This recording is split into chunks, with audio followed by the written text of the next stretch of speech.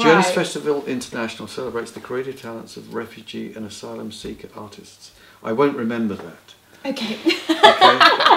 I like your honesty. And even someone, even, well... we could. My name's Steve Hackett. I'm a guitarist, I'm a singer. I make a noise for a living. I used to be with the band Gensis.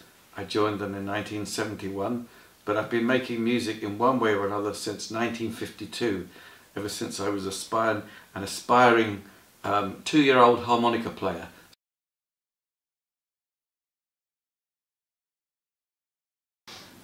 The album is called The Night Siren. It's, in a way, it's a kind of wake-up call because Joe and I, we had the idea that it would be nice if people were aware that there's a peace message that goes with everything. So the opening track is called Behind the Smoke, and that was a line that Joe came up with. She said, "Behind the smoke is black," and I said, "Is this about refugees? Is that what you're talking about here?" She said, "Yes." We came up with the idea how hard the journey is for refugees. It's really about having empathy for people who've lost everything, where there is no turning back, and that's part of the lyrics.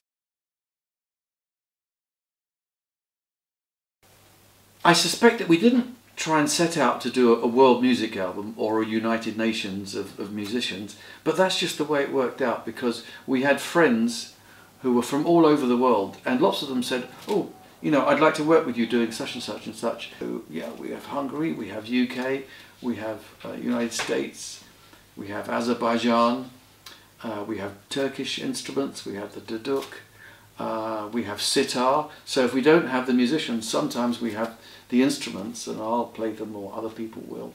And it's a big melting pot for all of those things. And the more diverse it becomes, the better.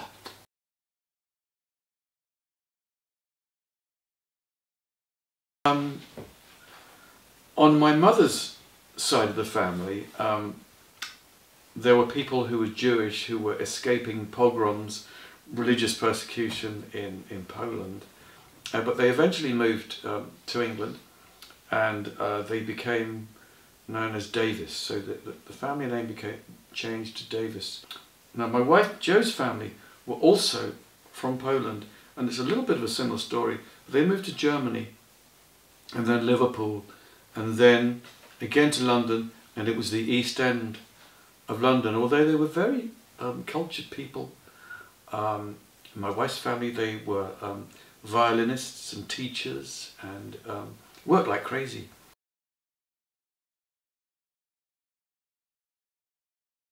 So for me, music was a very kind of emotional thing, and I think it's the language of heaven. It goes way beyond borders, as art does. Art transforms people, it ignores borders.